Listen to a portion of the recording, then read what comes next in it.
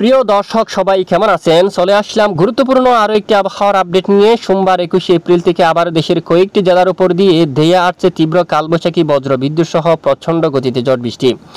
পরবর্তী 7 দিনের মধ্যে দেশের কোন কোন জেলায় ভারী বৃষ্টিপাতের সম্ভাবনা রয়েছে, এ বিষয়ে কি জানাচ্ছে আবহাওয়ার ইউরোপিয়ান মডেল, তা বিস্তারিতভাবে জানিয়ে দেব। আশা করি ভিডিওটি না টেনে শেষ পর্যন্ত দেখবেন। ভালো লাগলে লাইক করবেন। সবার আগে গুরুত্বপূর্ণ আবহাওয়ার আপডেট পেতে চ্যানেলটি সাবস্ক্রাইব করে পাশের বেল বাটনে ক্লিক করে রাখবেন। আর ভিডিওটি আপনি কোন জেলা থেকে সরাসরি লাইভ দেখছেন কমেন্ট করে জানিয়ে দিন।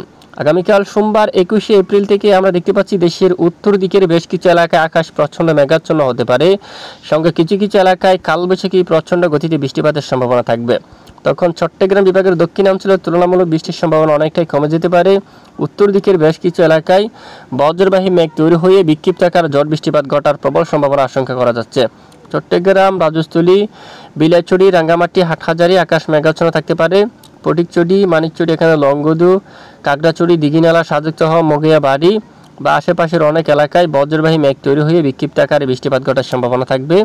এবং আমরাপুর, কুমিল্লা, আগরতলা সহ ঢাকা, এদিকে হোমনা, তারপর নরসিংদী, ব্রাহ্মণবাড়িয়া, কাপাসিয়া, কাতিয়াদি, তারপর নাসিরনগর, এই সকল এলাকায় কিন্তু বজ্রবাহী মেঘ তৈরি হয়ে বিক্ষিপ্ত আকারে বৃষ্টিপাত ঘটার সম্ভাবনা থাকবে।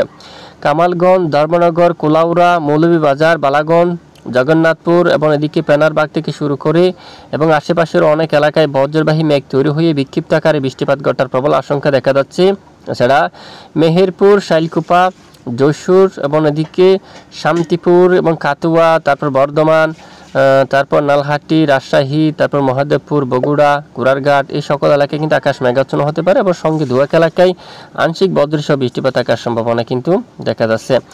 এবং মঙ্গলবারে যে 22 তারিখ নাগাদ উত্তর একেবারে গুয়াহাটি সহ উত্তরবঙ্গের বেশ কিছু এলাকায় বৃষ্টিপাতের সম্ভাবনা থাকবে কালবৈশাখী। পাশাপাশি সিলেট বিভাগের কিছু কিছু অংশে এখানে কিছু কিছু অংশে বজ্রবাহী মেঘ তৈরি হয়ে বিক্ষিপ্ত আকারে ঝড় বৃষ্টিপাত ঘটার সম্ভাবনা থাকবে। তখন দেশের দক্ষিণের অনেক এলাকায় আকাশ পরিষ্কার থাকতে পারে, তবে সামান্য মেঘের আনাগোনা থাকবে।